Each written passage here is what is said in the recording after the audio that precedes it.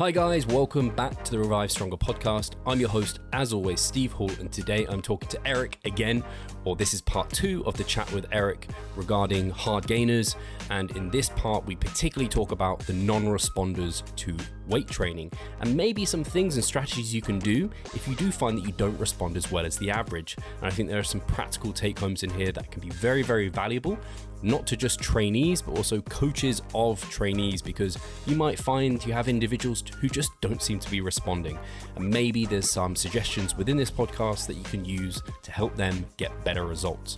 And as always, guys, if you do enjoy these, we really appreciate it. If you're over on YouTube, subscribe, of course. If you're over on Spotify, for example, please leave us a nice review. Maybe 5 stars would be very, very welcome. But without further ado, let's get into the chat.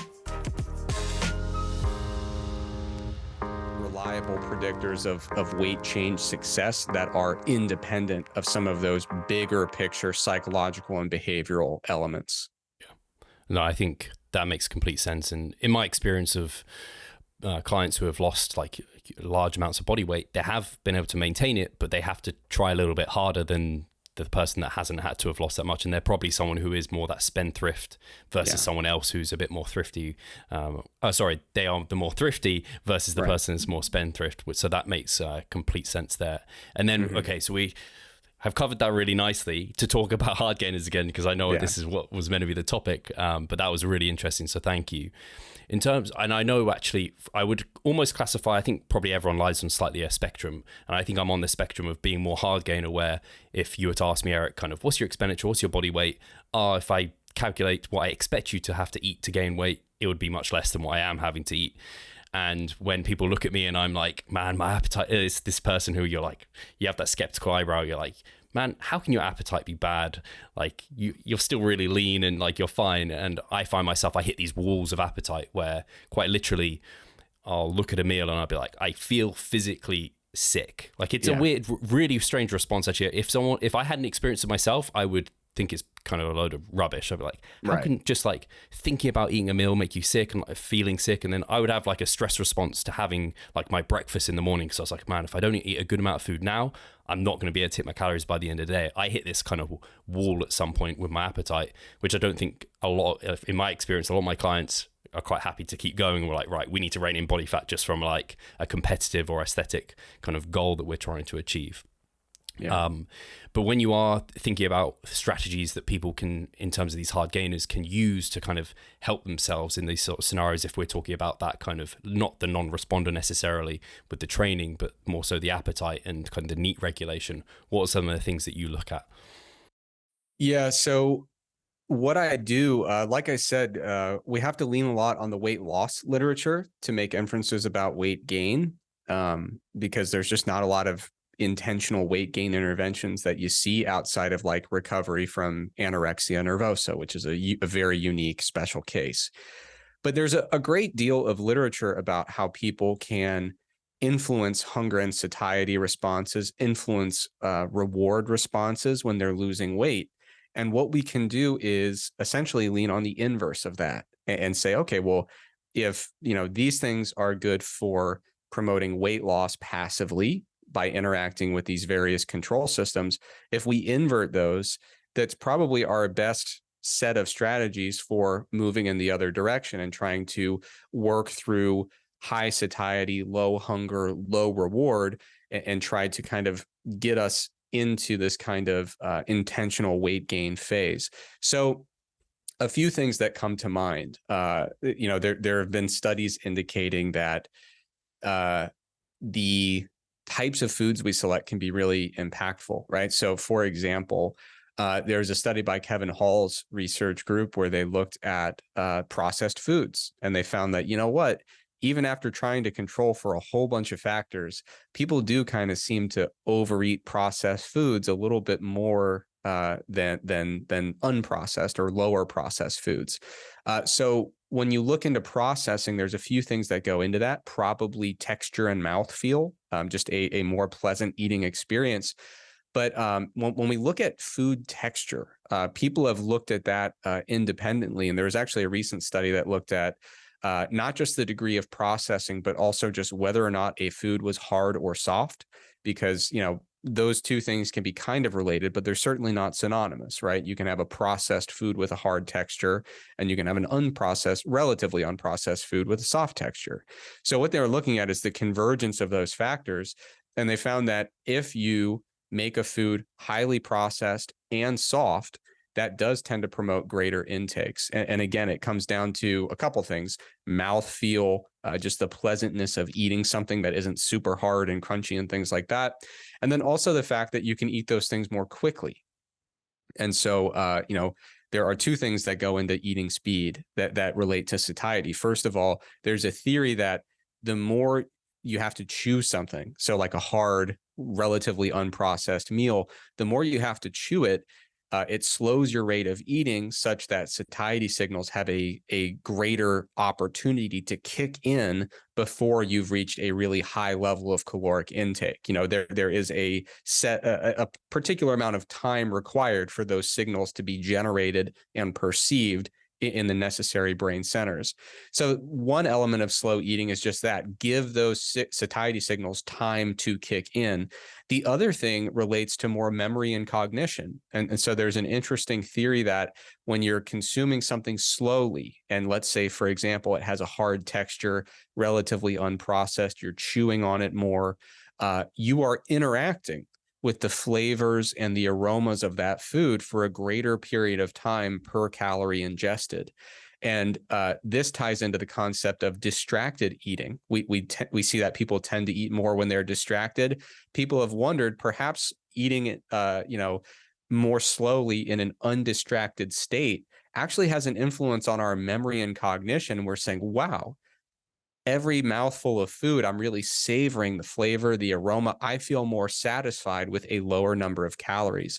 So you can make a very strong argument that someone who's trying to bulk and is really struggling and might see themselves as a hard gainer, you might start to strategically look at your food selection and say, let's go for things that are softer. Let's go for things that are potentially a little bit more highly processed. And maybe it's not a bad idea to kind of speed up your rate of eating and even just kind of eat in a distracted state.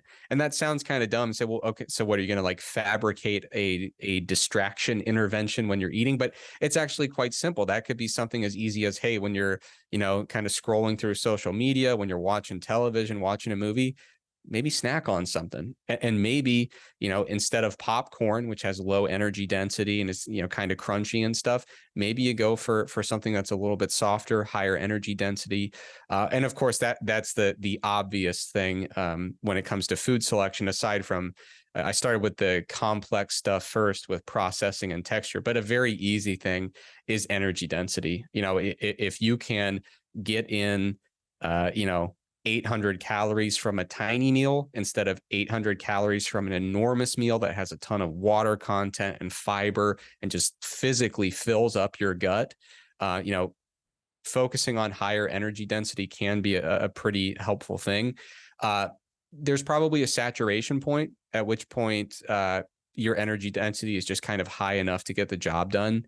And the important thing is that energy density seems to be more of a whole meal thing than a food by food thing. So like sometimes people, there was a recent paper that put forward a model where they said when the whole meal energy density is below a certain value, it seems to be the volume of food consumed or the mass of food consumed that basically determines when a meal is terminated. But if you are beyond that level and you have a really high energy density, regardless of the mass of food consumed, it looks like the total number of calories is what really dictates the cessation of the meal. So what you're trying to do is basically just get over the hump and get into a meal where the overall meal energy density is basically high enough, right? And so I think the number they used, looking at kilocalories per gram as the metric for energy density, I think they were saying that pretty much once you start getting above like 1.75 or 2, and you could go through the trouble of trying to calculate it per meal if you want. Kind of a lot of hassle there. But basically, once you get beyond this threshold for the meal, you're into that space where food volume and food mass is no longer your limiting factor. And it's just going to be straight up calorie intake. So generally speaking, you're a hard gainer, you're trying to push through that. You want to gravitate toward meals that are, high energy density. So a lot of calories per, volume or mass of food, things that are soft, processed. And the additional factor that I think is really important, I touched on this earlier. We all respond differently to a hyperpalatable meal in terms of the relative reward response that we experience. But it definitely looks like while we have these hunger and satiety systems interacting, we can often override those systems if we can introduce a meal that is hyperpalatable enough. And usually that's framed as a bad thing, right? Because it's usually talking about weight loss, and people are saying, well, you're dysregulating your hunger and satiety cues by introducing this hedonic reward response. But we can actually leverage that in the hard gainer scenario and say, yeah, your hunger and satiety cues are keeping you or nudging you toward a lower body weight. We can actually probably override that with some degree of success if we find meals that are hyper palatable enough to elicit that reward response to overpower the satiety and hunger regulation. So I think that's kind of the most concise playbook, is things that taste phenomenal, things that go down easy, things that you can eat quickly. And if you can throw in a little bit of distraction, it probably goes a long way. Because Steve, I know you've been there. I'm certain of it. When you're just staring at the plate and you're saying, oh my God, how am I going to actually finish this? It's a little bit easier when you're, watching TV and laughing along with a nice show and, oh, hey, what do you know? My plate's empty. No, absolutely. I literally started my mini cut. I'm not doing it now. I finished it a while ago, but I started it because I had my massing breakfast in front of me, my bowl here where I am right now. And I had like a mouthful, which I had to build myself up to. And I was like, I can't do it. I can't do it at all. I was just thinking in my head, you could probably work out if someone is like more of a hard gainer versus someone who struggles a bit more with dieting. If you just ask them like, which do you generally prefer? Like, do you prefer cutting or do you prefer kind of gaining? And my preference, like I always feel better generally cutting. And I always say there's a honeymoon phase where after the cut, I feel good for like a little bit. And then I'm like in that zone for like, damn. And I have to start throwing these strategies that you mentioned versus someone else who like in their gaining phase, they have to be careful with these palatable foods because they are maybe that more thrifty phenotype and their appetite is just, it's like they find, me and Pascal are like opposite ends of the spectrum. So Pascal will be like, I don't know, potatoes and ketchup and like some chicken. And he's like, yeah, that's a tasty meal. And I'm like, that sounds like I'm cutting hard. like I can't do it with this. And obviously I get to these points where like extreme, when I'm taking it to stage, like I'm hungry as everyone else, but I hit that upper intervention point much sooner than him. But again, he's a good example through his habits and behaviors. He's talked about it a lot. He's managed to maintain a leaner physique, and it's actually really impressive what he's been able to do there.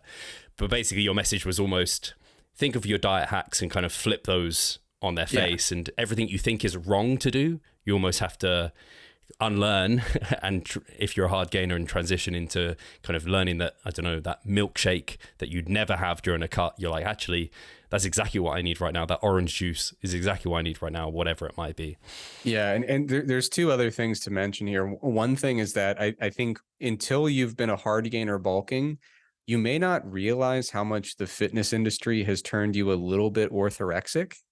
Because like you'll run into the situation where someone will be like, well, I want to bulk, but I couldn't possibly have that milkshake because like I'm a fitness person. It's like, well, dude, all you're trying, like you have your fiber needs met, your protein, your micronutrients, you're literally just trying to supplement calories right now. And he's like, yeah, but that's a bad food. I'm like, well, people call it a bad food because they think it might predispose you to overeating. You are trying to overeat. This isn't as complicated as you're making it out to be. But yeah, sometimes you have to interact with these biases that have been planted in your head where you're like, I mean, I used to have kids that would be in my weight training class and they're like, oh, I just couldn't possibly eat more. I'm never going to be as big as I want. And I'm like, well, what do you eat? And they're like, well, I'm eating clean, like a bunch of chicken and broccoli and like sometimes some sweet potatoes. And I'm like, oh, really? And it's hard to eat 5,000 calories a day of chicken and broccoli. Man, that's crazy. I would never have thought that. But I mean, obviously I wasn't a smart ass to their face, but I'm like, dude, just like have a Snickers bar. And they're like, I can't, I'm a fitness person. It's like, yeah, you have to unravel some of that bias and recognize like, well, the things that we've been told are like bad foods, that's what we're trying to get out of them when we're bulking. Is Yeah. easy access to calories that go down smooth and won't make us not want to eat for the next 6 hours. The other thing you mentioned earlier was just, I forget exactly when you mentioned it, but you had talked about when bulking and kind of fighting through a meal and basically saying, well, if I don't get this down now, there's no way I'm going to hit my calories for the day, because Yeah. you kind of dig yourself into a hole and it gets harder and harder. Another thing that we can leverage that I forgot to mention is meal frequency, right? Meal/snacking frequency. So sometimes when people are dieting, it can be helpful psychologically and in some cases physiologically to opt for a lower meal frequency. And you can say, oh, well, instead of having 6 tiny meals that are just totally depressing to look at, if I get down to like 2 or 3, but they're all substantial, and when I'm done eating, I can just forget about food for 6 hours. For weight loss purposes, lower meal frequency can often be a really helpful thing. I often find the inverse is true for bulking, which is not that there's some physiological, and maybe you could argue, you could try to kind of work your way backwards from the conclusion and find the evidence to support it. But I think if nothing else, behaviorally, it really helps people to look down at a meal that's only a seventh of their intake for the day and say, yes, I can eat this right now. Versus if you try to consolidate their 4,300 calories for the day into 3 meals, they would look down at that plate with, well over 1,000 calories and say, no way, I just can't. So I think that meal frequency and just frequent mindless snacking can go a really long way as well. Yeah, it's something I regularly come into with clients, and it was something I struggled with as well. Was they'd have all their habits from dieting, they'd transition them into massing, and they'd get to the end of the day and be like, Steve, I'm stuffed by the end of the day. Like, I have this huge meal, I can't get it down. And I'm like, why are you saving 1,000 calories plus for like 2 hours before bed? How about you have a bigger breakfast? They're like, do you have a good appetite in the morning? Yeah, it's like they have their same kind of cutting breakfast in the morning. So it's like you have to transition out of these almost now bad habits, but were once good habits. Yeah. And even just silly stuff. Like, it's like, yeah, you're looking at that last meal of the day and it's 1,100 calories, and they're like, oh, I can't. It's like, how much grape juice could we sip on during your workout? Right? Like, we don't have to get some like super expensive, fancy intra workout drink, but like, can you drink a sports drink or a fruit juice or even a diluted fruit juice if a regular fruit juice is just too much for you during a workout? Like, you can start to reallocate these things in some really easy ways and be like, hey, remember when before fitness you used to have cream and sugar in your coffee, and then everyone told you you're not allowed to anymore? What if you did again? What would happen then? And so, yeah, you can find these ways to get these calories back in and be like, yeah, this isn't necessarily so bad, but it is necessarily bad when you restrict yourself to low calorie options the entire day. And then you look down at your plate and you have 3,000 calories worth of sweet potato at 10 p.m. at night. Like, yeah, that is tough, but we can try to offset that in many different ways. Do you not see the progress you would like? Are you sick of writing your own programs? Or perhaps you need some accountability in order to stick with a plan? Then it's time to start working with us. We at Revive Stronger offer a truly personalized coaching service. You'll get more than just an email with some macros or random cookie cutter program. With Revive Stronger, you will be the center of our attention. You will receive your own fully individualized training protocol alongside a customized nutritional strategy. We created the coaching around your needs, wants, personal preferences, and your own unique lifestyle. Every single week, we delve into your program in order to make appropriate adjustments so that we get the most out of your time and the best possible outcome. We help both female and male athletes to seriously change their body composition by adding more muscle mass and decreasing fat tissue. No matter if you're a competitive bodybuilder or just want to look better, if you need help with your progress and taking your physique to the next level, our coaching is for you. It's time to make a change. Sign up today and let's revive stronger. Eric, I want to be respectful of your time. We've already gone over an hour. Are you still okay to chat? Because I have more questions. I'm completely fine, and it's my fault. Oh, that's not your fault at all. I took us down the dual intervention model big time because I was super interested in that. I think it's very interesting. No, I have no time constraints. Great. So yeah, my next question was something I've been theorizing and thinking about So at this point, I'm almost auto-regulating for someone like me who isn't on that more hard gainer spectrum, where I take my mini cuts, in terms of I don't use it as like a body fat regulator, because I'm never at risk of really being at a body fat that's too far away from like a stage, or that I'm comfortable with, or maybe is not kind of good for my health and well-being. I'm just never really likely to get there. But when I got to this point with my breakfast I described, and I tried kind of doing all these things that we've just described, I was like, right, I'm mini cutting. And then after about, I ran it for 3 weeks, and I dropped maybe 10 pounds, and my appetite is, it's been great. It's slowing a little bit now. I'm getting closer to that height of body weight I got to previously. But I've been theorizing whether for those people who are trying to get past this point, gain more muscle, and they want to put on that size, someone like myself, more frequent but shorter mini cutting or aggressive dieting could be a tool that they can use. I don't know if that's something you have any thoughts surrounding it. I can't imagine we have any literature on it, apart from maybe you can look into some of the diet stuff with like rebounds, because it's almost trying to rebound things in your favor. Because that's something, again, when you think about dieting, you don't really want to do these really aggressive kind of yo-yo diets. But when you're trying to get past this point as a hard gainer, maybe it could have the effect you're looking for. Yeah. I could see it going two different ways that are completely opposite. Because if someone tells me, well, what I do is I get to the point where my appetite is just totally shut down. And let's say that's at a weight of 190. And then I do a mini cut and I get down to 180. And then I say, great, my appetite's back. And then I bulk back up. But then eventually I reach a point again where I need a mini cut because my appetite's taking over. If that happens to keep occurring at 190, and we're just going to 190 and then going back to 180 and 190, 180, and body composition isn't really changing all that much with each repeating cycle, I would say this probably, this might not be the best option, because there's maybe a little bit of wheel spinning going on there. And so what I would say is, for some people that might work. For some people, they might be able to do it, the type of thing where they get up to 170, appetite's totally shot, cut down to 160, bulk up to 174, down to 164, 178, 168. If that's the way the trajectory is going, I'd say, okay, that's fine. There are many ways to do it, and that would be one viable way, because the proof is there. We are making this significant progress over time. For other people, I might even recommend a completely opposite strategy, which is, a lot of times we're saying, well, I'm just completely stuffed at the end of this bulk, and that's why I need to do a mini cut. One thing that would be worth considering is, not for everyone, but in some cases, there might be a scenario where someone says, oh man, I'm so stuffed right now, I have to end this bulk. There might be some people who get there because they are simply trying to bulk too quickly.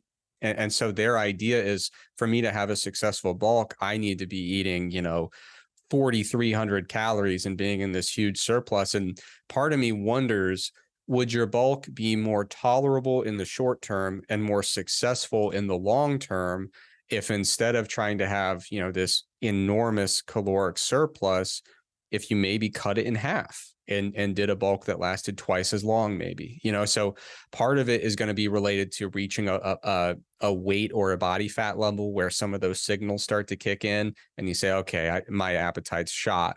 But in some cases, part of it could be just simply the urgency of bulking and the rate of weight gain that someone is trying to achieve. And it could very well be, in some scenarios, that an individual is running into appetite issues because they are simply trying to achieve a surplus that is just too large for them to manage at that point in time. So yeah, I could see in some situations a scenario where it makes sense to do these aggressive bulks and then mini cuts, because it's just like, for me personally, I just want to pull off the Band-Aid, do it hard for a short period of time, and then switch.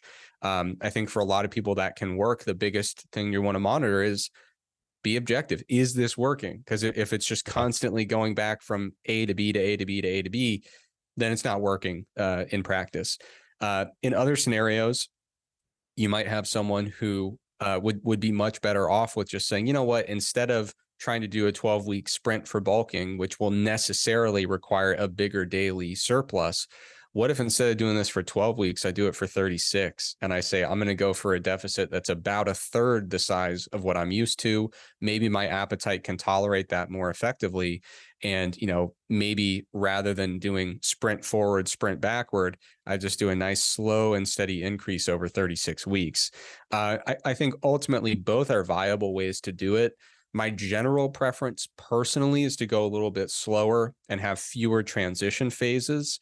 But ultimately, there's no right or wrong there. There's a lot of different ways to do it. And my main interest as a content creator and fitness professional is making sure people just know that both items are on the menu and you can choose your preference, which is a powerful thing. It's nice to know that you're not stuck with one way or the other.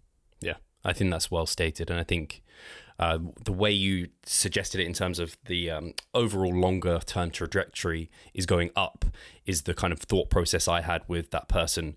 Because like you said, if they're aggressively going one direction, that is just yo-yo, kind of completely yo-yo. And that's not what you want at all. So that will just, and in my experience as well, when I have seen people go through that, or if I have done that in the past, I don't think I've particularly done that, but that has just led to kind of wheel spinning. So then, it makes sense that if people are trying to go that aggressively and they're hitting walls very soon, slowing things down and just doing a bit. So on average, maybe they both look the same in the bigger picture, but one approach might just suit someone. Just that, even just down to preference is better. Yeah. And I think one question to kind of boil all that down really concisely to ask yourself is, you're bulking and your intake has just become untenable, right? Your appetite is just shot and you're like, I can't keep up this high intake. I think the question to ask yourself is the fact that your intake has become totally unsustainable and you're like, I can't keep this up. Is that because you're trying to go too quickly, or is it because you have reached a body weight where you must go that high to try to push through it? Is your high calorie target the cause or the consequence of the friction that you're experiencing? So if you're someone who you'd say, you know what, I bet I could continue gaining weight on a smaller deficit and I wouldn't feel sick every meal, then that's probably a good way to go. But if you're someone who your calorie intake necessarily is that high because you've been pushing through so much physiological friction and struggling so much to gain any weight at all, then in that case, I think the more frequent mini cut situation makes more sense. But yeah, I do think that there are some people who assume they need to eat way more than they do in order to keep the number going up over time. And in some cases, they might be causing some of that misery by overshooting or overestimating the actual surplus that they need. So I think asking yourself that question, am I actually making this harder by going higher, or am I going higher with my calories out of necessity? I think that's a really telling thing. Yeah, agreed. Yeah, for me personally, I get to this point where, because I've even tried just going to maintenance maybe for a period of time. I'm just like, I'll just go at maintenance, just do a period of maintenance because I don't need to cut body fat. And then I'm just like, man, I'm even struggling to eat maintenance calories. I'm just like, I need to, this isn't going to do it for me. So I think if I'm thinking about this person, if they're even struggling to eat at their maintenance, then clearly it's a body weight type of issue versus absolutely the surplus there. But something I did want to touch on, because I think people will be really interested in this side too, is that other side of Hardgainer, where it's not necessarily talking about kind of struggling to gain weight. They might be able to gain the weight, but they might think they're a Hardgainer due to not responding as fast as other individuals. So I'd love to talk about kind of the reality. Is there people who just do not respond to weight training? And what does that picture kind of look like for that Hardgainer? Yeah, well, I don't want to plug my own stuff here unnecessarily, but Greg is a guest sometimes on the Stronger by Science podcast. And he just did a whole 2-hour segment on this topic. So I wanted to make sure that I at least alluded to that, because he knows this topic inside and out. Basically everything I know about it, I've gotten from him and from just reviewing papers in mass as part of our internal peer review process. But yeah, Greg recently on our podcast, I don't know if it's been published yet. If not, it'll go up I think it Monday. might have just gone up like maybe even today. I think because I was doing a little bit of short-term research, and I was like, oh, they just you know did a what? whole Yeah, thing. so we broke it into two segments, two very short hour-long segments.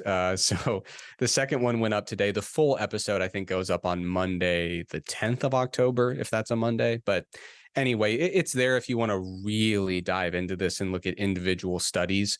But the general premise is that when it comes to hypertrophy responses to resistance training, and I'll admit, I don't know what the going definition of Hardgainer is these days. I mean, it's kind of a made up term anyway. So some people might say we have now transitioned from the Hardgainer talk, which is weight gain, into the non-responder or low responder talk, which I guess some people will want to separate that out because some people can gain weight very efficiently, but notice that, hey, none of this seems to be muscle, right?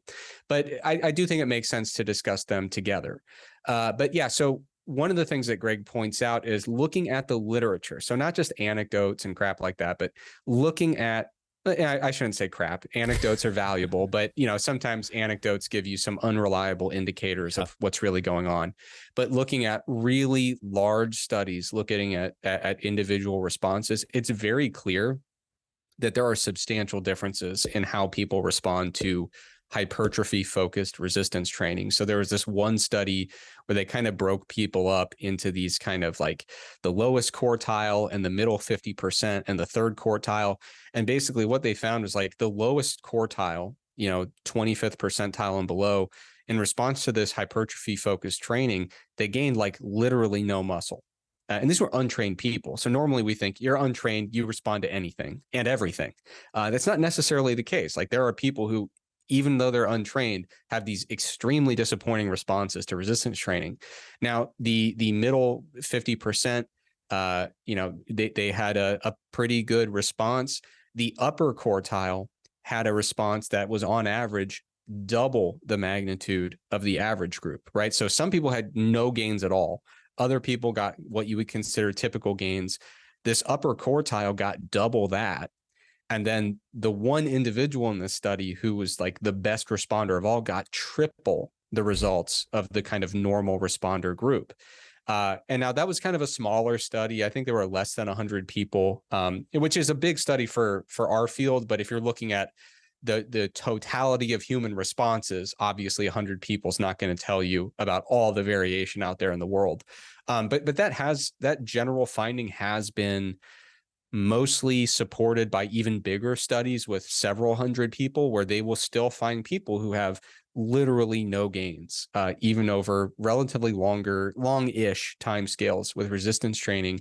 And then, you'll have your average response, and then some of your better responders will be about double the average response. And then some of your outlier folks, we're talking about triple, quadruple the normal response. And I mean, even just if you just vaguely follow something like powerlifting or bodybuilding, you'll see these people who just pop onto the scene and you're like, well, holy shit, since when do they squat 600? And it's like, yeah, well, 2 years ago they squatted 350, but shit happens. And all of a sudden it's like, that's not a normal response, right? To just like get into lifting and 2 years later you're squatting 600, but it happens sometimes. So yeah, I think it's important to recognize the amount of variability is immense. But I think one of the most important things that Greg looked into in his segment was the fact that there are some things we can do if we happen to notice that we're on the lower end of the spectrum in terms of responses to resistance training, specifically when it comes to hypertrophy. And some of these I even like joked with him during the segment. I was like, oh, that's really insightful because they're extremely obvious, but there is empirical data to support them. So like one of Greg's gems of wisdom was like train longer. But like what's really interesting is that there are studies where they look very short term and they say, okay, these people are non-responders to resistance training. But if you check in a few months later, they become responders. Now, it doesn't mean that they totally catch up with everyone else, but there is some element where in some studies you might look at it and say, oh my God, I didn't know this many people have no response to training. It's usually that we're just looking at it over too short of a time scale. And if they stuck with it, they would become somewhat underwhelming responders, but responders nonetheless. There's other research indicating that, again, this is another gem of wisdom. Have you tried doing more? and doing it harder, right? Like very obvious, but there are studies where they've looked at the non-responders within a study and said, okay, what if we just triple your workload? Like, what if we just train more and harder? And they do it. And all of a sudden they go from being non-responders to still underwhelming responders, but responders nonetheless. I think one of the more insightful and kind of novel findings that Greg looked at, something that's a little bit more actionable than just like do it longer and do it more. There was a study looking at, I believe, kind of like high load versus low load resistance training. And it was a crossover trial, which was cool because they could see how people responded to one and the other within the same person, rather than just looking at two totally different groups and saying which one's better. Now, on average, just purely looking at averages, the average response to low load training was very similar to the average response to high load training within the conditions of the study, which pretty much matches up with what we know. You know, you can achieve great hypertrophy with low load or high load training, as long as, you know, you're kind of minding the details about total volume and frequency and things like that, right? Generally speaking, it all washes out if you equate the necessary variables. But what was interesting was the individual responses to different training programs was quite different. And so you could look at it and say, on average, Steve, you enroll a new client tomorrow. On average, will they do better with low load or high load training? Based on the data, a random person that you know nothing about, probably both will be fine, right? But what this study showed was that within individual, there were considerable differences in responses, such that some individuals did way better with low load training than high load training. And for others, the complete opposite was true. And we're not talking about little tiny differences that are just measurement error. Of course, measurement error is always part of the consideration. Statistical regression to the mean is always part of the consideration with this type of data. But the magnitude was large enough that you would look at it and say, this is a genuine difference in how this person responded to training. And so what that tells us is, if you're someone who thinks you're a non-responder or just a very poor responder to training, yes, sticking with it for longer will help. Yes, doing more of the same stuff will probably help.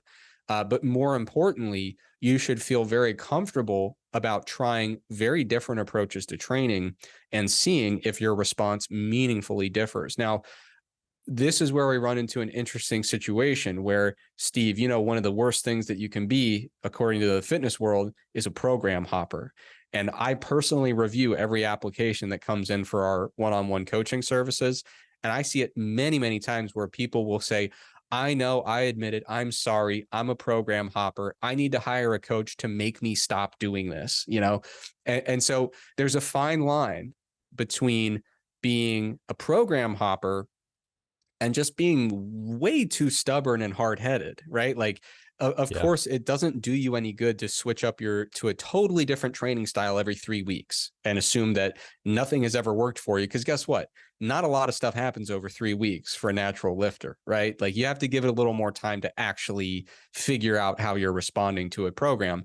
But we should not suggest that it's virtuous to decide early in your career what the perfect training program is and then just stick with it no matter what forever. I think there is value in trying out a training style for, 2, 3, 4 months. And if it's very underwhelming, trying something new and saying, oh, wow, I thought I was a really poor responder to training, but I was a poor responder to that style of training. And, we can look at different training styles that differ meaningfully in terms of proximity to failure, total set volume, rep ranges, training frequency. I mean, the programs can take very, very different forms.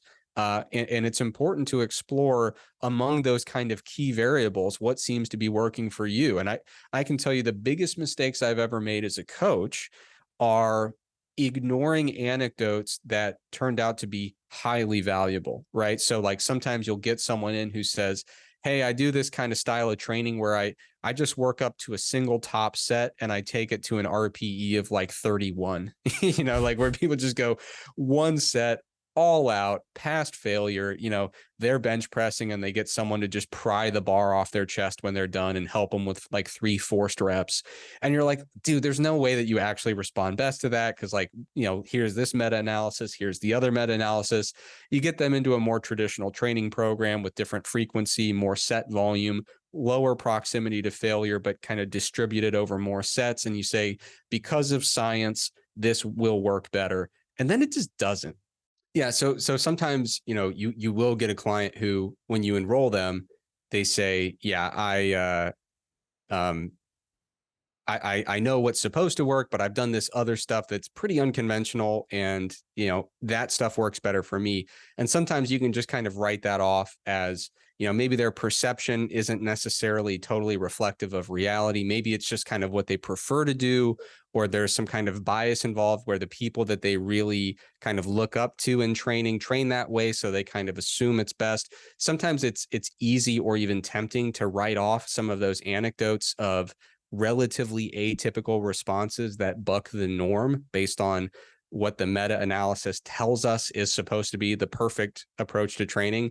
But I think it can be very valuable to take those anecdotes seriously when working with people at the individual level. It's really important to recognize that, what works best for most people on average in aggregate is not necessarily always the blueprint for getting one individual their best possible results. So when people come to you, it's important to, when you're enrolling a new client, for example, ask what seems to have worked in the past, what seems to have worked very poorly in the past. And with your own training, it's very important to be open, especially early in your lifting career, to experimenting with a few different training styles and truly coming into it with an open mind, because it's great to have all the meta-analyses in the world that tell us what is typically pretty good for most people.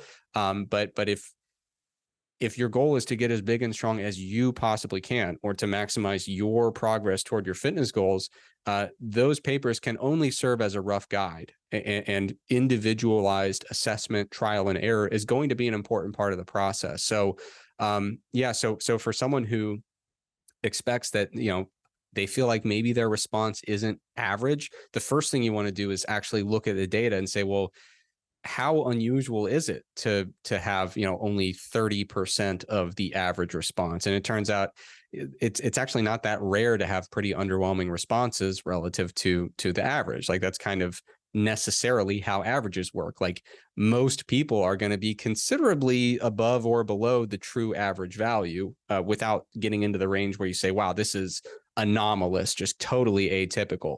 So the first thing is, you don't want to overestimate how far from the average you actually are and how atypical that is.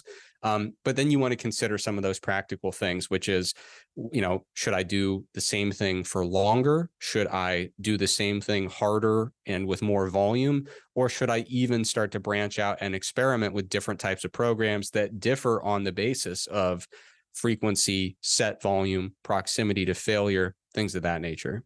Rep range, that's a big one as well. Losing weight fast while maintaining muscle mass. Sounds too good to be true, doesn't it? It isn't though. It's reality, and we know how to do it, and we will help you achieve this. The Minicut Movement is an 8-week fat loss program to make you lose a huge chunk of fat while maintaining muscle mass at the same time. We will support you from the beginning to the end so that you see the results you would like to and come out of it much stronger. You'll receive a fully automated spreadsheet that is based on your nutritional needs. You can choose between 6 different male and female training templates. Over 30 videos will guide you through each and every single step of the Minicut so that you're getting the most out of your journey and that you always know what to do. But the best thing is that you can start whenever you want. The Minicut Movement is open 24/7.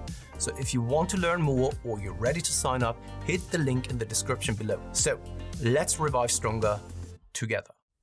I think that was really well described there, actually. And I think a key part of that is that expectations piece, because especially in our day and age where, I don't know, your expectations are, like you said, the world, like the best powerlifters, the best bodybuilders, because these are the people that show up on your Instagram feed and they have the biggest followings because they are these outliers that are just interesting and kind of out there. Whereas your average individuals, they can kind of get lost in the weeds. You don't see that. So your expectations could just be completely like biased by that quite easily, I think.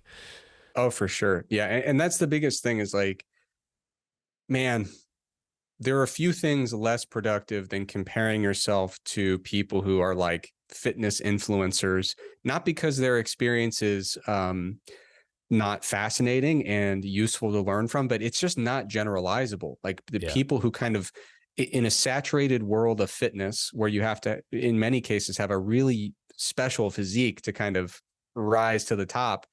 um yeah, it's the idea that you would look at that and say, well, how come my gains aren't as fast as theirs? It's like, well, almost nobody's gains are as fast as theirs, so it's better to lean on the literature and say, well, okay, so let's assume that their response is about 3 times better than the average or 3 times faster than the average. So then where does that put me relative to the average, not the exception? And then once you have that expectation, working from that standpoint of have you been doing it long enough? I think it's great because, again, like you said, program hopping isn't necessarily completely wrong. But if you're doing it too frequently, then it definitely can be. And then making sure that you've been doing it for long enough, and then calibrating yourself in terms of, am I actually training hard enough? That's certainly where I kind of start with clients. Is quite often they are trying new things too frequently. So you stop that, then you run a program for a period of time, then you make sure, right, we're doing enough. Are you doing it hard enough and well enough? The quality's there. And then maybe you try quantity. And then it's normally that solves it for most people, I find, kind of, because most people are average. That works. So the average kind of scientific recommendations, then slightly individualized, tend to work really well for most people. But like you said, if that's now not working, possibly it's trying something different. And a question I had actually was, I have heard it said, and I think this comes from like the effective reps model, that kind of it does, like, you might as well use lower reps in terms of for hypertrophy, because you get to those effective reps sooner, and that's the most important part. So why do like 10 extra reps if you don't need to get to those effective reps? But this study, I was interested to know that there was kind of the high load and the low load. Were they going kind of up to quite high repetitions for the low load? And do we have a theory to why maybe people responded better to that? Ultimately, I think for a deep dive on like the effective reps concept, Greg did a great write-up on our website about it. Ultimately, that is his domain, and I don't want to muddy the waters by reinterpreting his statements. Sure. I think, generally speaking, I don't think the effective reps model is, a perfect explanatory model for hypertrophy. I think there's a lot more that goes into it. I think we're kind of sorting out what we generally need, which is you need a decent amount of total volume, a decent amount of set volume, what I would call a reasonable proximity to failure if you want to achieve hypertrophy. But within that, I think there's so much variability in terms of different ways to do it. And ultimately, I think that's kind of the key takeaway from that study, was that if you are doing relatively sufficient set volume and getting reasonably close to a low RIR or a high RPE level, the rep ranges at which we can effectively maximize hypertrophy on average are quite broad. And then just kind of figuring out where you fall on that ultimately is a process of individualization and kind of trial and error troubleshooting. So yeah, I don't want to get too deep into the weeds of, a unifying model to solve hypertrophy based on training variables, because I'm not the person to do it. And I don't think anyone quite is yet. But yeah, I mean, but it's certainly interesting to see that with very different loading paradigms, with some of those key other variables of training relatively equated, we can find a situation where people generally on average have similar results, but individuals respond quite differently to one versus the other. So like you were saying, I think most people are pretty average, and that's a fact based on how averages work. And, and so with that in mind, that averages are a great starting point, right? So what that would tell you as a coach or as someone who's trying a new program is I will probably have a pretty average response, and therefore higher load, lower load, as long as I'm minding all the other details, probably not a huge deal. But like you said, when you start getting into that situation where you say, well, this stuff doesn't seem to be working the way I would expect on average, that's where you start to explore from there and say, well, maybe I need a kind of not average training approach to give me results, because it seems like I'm not having the average response to the average training program. And that's where, some of that open-mindedness and not program hopping, but program exploration can be a really helpful thing for your long-term development. Because, man, just there's nothing worse than trying a program that just doesn't work for like 2 years. And then you try something new and say, oh, I lost 2 years where I could have been making these kinds of gains. Like you don't want to find yourself in that situation. So give it an honest effort, give it an honest, open-minded attempt, but don't be afraid to move off of a program after 12 weeks, because otherwise you might just be delaying the time that it takes you to identify the thing that really works well for you. Yeah, I think I think you're the same as me, Eric, in terms of not taking tools off the table. So whether that be exercises off the table, because there'd be, I don't know, people on social media nowadays, they like to be that dichotomous and like, these are the best exercises, or this is the rep range you must use. And it's like, well, we have quite a wide range of rep ranges. We have a lot of different exercises and we're all a little bit different. So if you have people might think or see these constraints, and then, like you said, there might be 2 years down the line because so-and-so said, no, it's that rep range, it's that exercise. If you keep pushing it, it will eventually result in, I don't know, big quads or whatever. And then 2 years down the line, they're like, oh, maybe I will try the hack squat in, I don't know, 20 reps. And it's like, wow, my quads never felt like this. Something like this, I don't know. But I think that was, very well described. Well, thank you.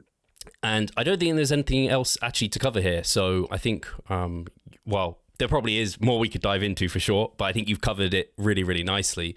And obviously, if people want to learn more about all the studies that you mentioned, or actually even more studies, I'm sure Greg is kind of covering that in full depth over on the Stronger by Science YouTube channel. Yeah. One thing I would say, if I may, so if people, we kind of dove into little like niche specific topics, right? Talking about Hardgainers, talking about the dual intervention point model, talking about non-response or below average responses to resistance training. If you're interested in just kind of a broad overview of bulking, why do we do it? What is the theoretical value of increasing energy intake to support muscle building? To what extent is recomposition possible? So building muscle without an energy surplus. And along with a closer look at actual research relevant to Hardgainers and how to overcome that. I do have an article at strongerbyscience.com/bulking, straightforward URL. That's kind of I think that's kind of the impetus for our discussion today, is that article where I talk about I get into some of these finer points, but I also give some pretty broad recommendations of like, how do I set a calorie target for bulking? And I give 3 different ways to do that. How quickly should I try to gain weight? How do I know if I should be someone who tries to gain weight quickly versus slowly, right? Because, Steve, at this point in your career, you should be bulking at a different rate than you were 6 months after you first started, right? That's pretty obvious. So I go into more detail about how to determine the right calorie target or the right rate of weight gain for you based on a variety of different factors, which includes your training experience, your comfort level with fat gain, and a whole bunch of other stuff too. No, you're right. That is, I think I read it maybe in mass, or maybe it was from your website, or maybe a bit of both. But that was the impetus. I just dug into the Hardgainer bit because I was like, that's very interesting, and it's nothing I've ever covered on the podcast. So I can't recommend the whole article, though. It was good. Yeah, you can get a calorie target from anybody, but the Hardgainer stuff was that was kind of the fun, interesting part for sure. I mean, you can get it from anyone, but you go into some extra layers of nuance that I think will be appreciated by the listener here. So certainly appreciated by me. And again, thank you, Eric, for taking a big chunk of your Friday to spend it with me. I know we're just saying off air, we're both introverts, so it's probably part of what we enjoy is like these kind of small discussions versus being other things. So hopefully it hasn't been 2 hours or nearly 2 hours wasted for you at all. And I know the listeners definitely won't think that. So thank you so much for taking the time, and everything we discussed, as always, I'll make sure it's linked in the bio. So we'll have the app, the Macro Factor app, we'll have the Strong by Science website, and I'll have the article link below, and obviously the YouTube channel as well. So thank you again, Eric, for taking the time. I don't know if there's anything else you want to let the listeners know about. I don't know if last time, I don't think you plugged anything at the end. I don't know if I gave the opportunity to, actually, Eric. We had a bunch of unplanned plugs already. Yeah. So no need to do any more. I really appreciate the opportunity to come on. It's always great to catch up with you. And of course, I'd be happy to do it again anytime. So Fantastic. Thanks to you for inviting me on, and thanks to everyone for listening.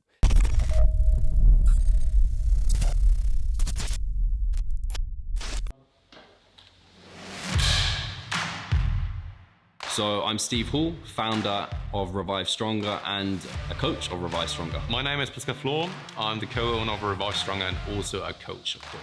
Revive Stronger has probably been going solidly for 3 years, roughly about 3 years. Revive Stronger, to me, it is becoming kind of my child, my foster child. It's the gathering and getting together of like-minded people.